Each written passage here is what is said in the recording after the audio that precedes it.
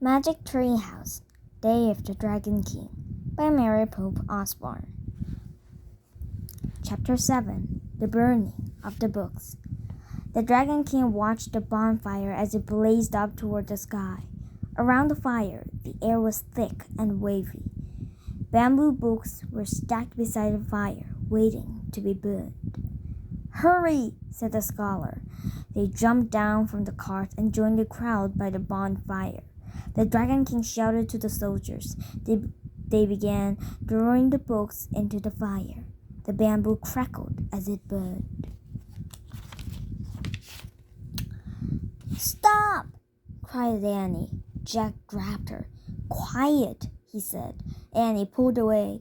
"Stop!" she shouted again, but her voice was lost in the noise of the roaring fire. "There's your story," said the scholar. He pointed to a bamboo book that had fallen off a waiting stack.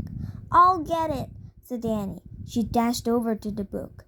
"Annie!" cried Jack. But she had already snatched up the bundle of bamboo strips and was charging back to them. "Got it! Quick! Put it in your sack!" she said.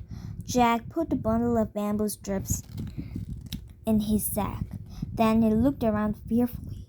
He gasped. The Dragon King was glaring at them. Then he headed their way. "Seize them!" the Dragon King shouted. "Run to the burial grounds," the scholar said to Jack and Annie. "The soldiers will be afraid to follow. They fear the spirits of the ancestors." "Thanks," said Jack. "Thanks for everything." "Good luck!" cried Annie. Then she and Jack took off. Soldiers shouted after them. An arrow whizzed by. But Jack and Annie kept running.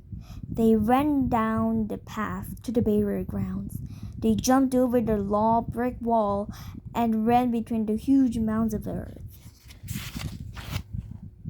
Suddenly, arrows filled the air around them. The archers were shooting from the tower. "Look!" cried Jack. There was a doorway in one of the mounds. Jack and Annie ducked inside. They were in a long hall lit with oil lamps. "It's so quiet," said Annie. She walked down the passageway. "Hey, there are some steps here." "Don't go any farther," said Jack. "Why not?" said Annie. "We don't know what's down there," said Jack. "This is a burial tomb, remember? It's creepy." "Let's just take a quick look," said Annie. "Maybe it's the way out of here." Jack took a deep breath. "You might be right," he said. "Okay, but go slow." He didn't want to stumble upon a dead body. Annie started down the steep steps. Jack followed. The lambs lit their way as they kept going down and down. Finally, they reached the bottom. Jack blinked. Even though oil lamps glowed everywhere, it was hard to see at first. When Jack's eyes got used to the strange light, his heart nearly stopped. "Oh, man," he breathed. They were in a room filled with soldiers, thousands of them. Chapter 8 The Tomb. Jack and Annie stood frozen. The silent soldiers did too. Finally, Annie spoke. "They're fake," she said. "Fake?" whispered Jack.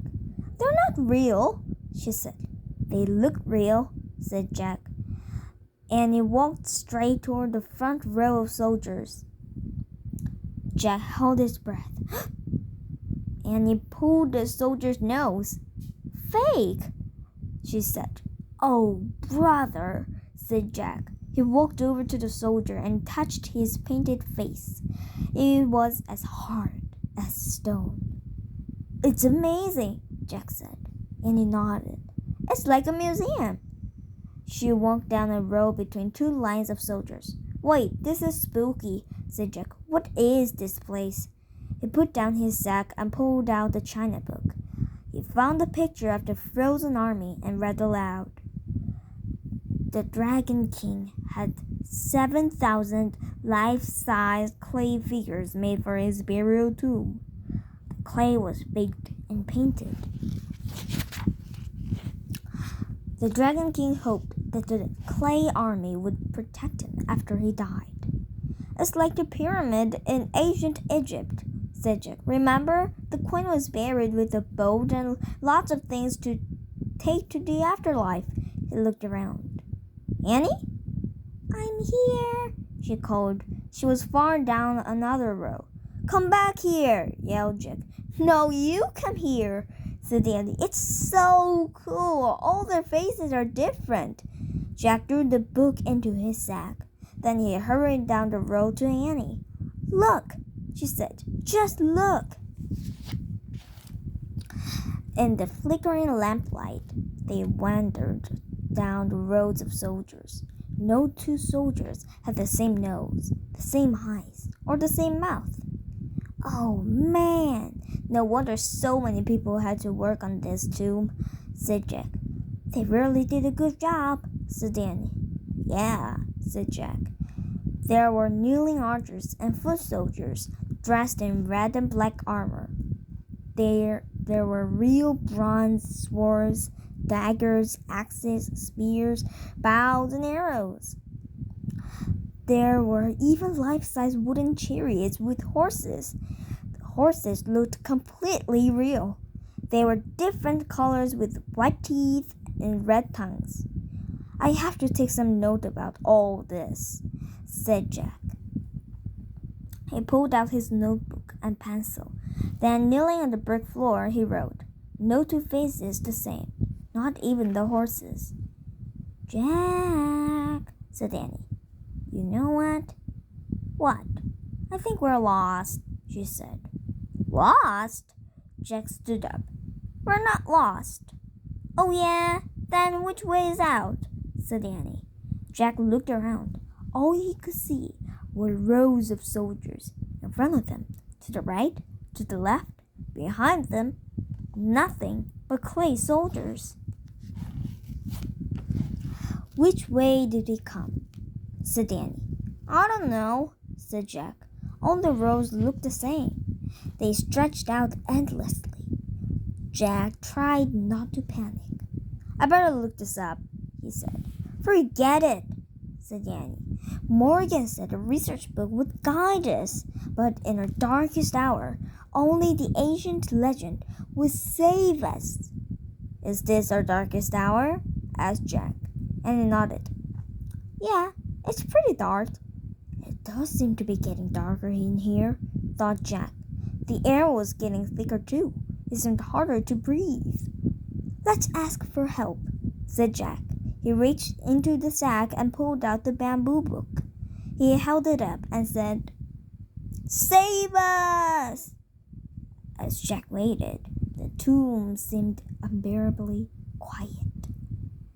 Jack held the book up again. "Please help us find our way out," he said.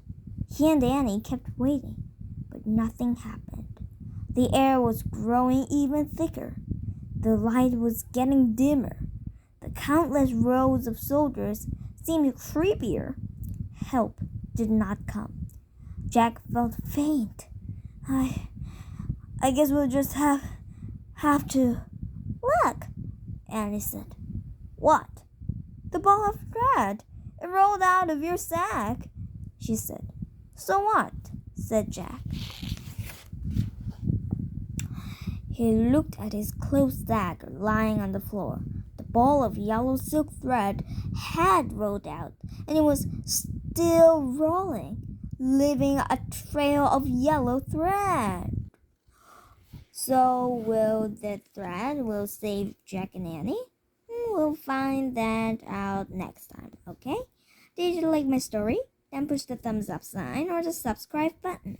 Bye! Thank you!